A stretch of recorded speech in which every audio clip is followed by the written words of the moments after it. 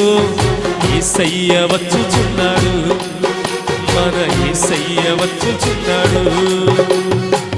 లేఖనాలు నెరవేరుచున్నవి, లేజీగా ఉండకు. సత్యవాక్యము గమనించి నీవు యేసయ్య చెంత చేరవా.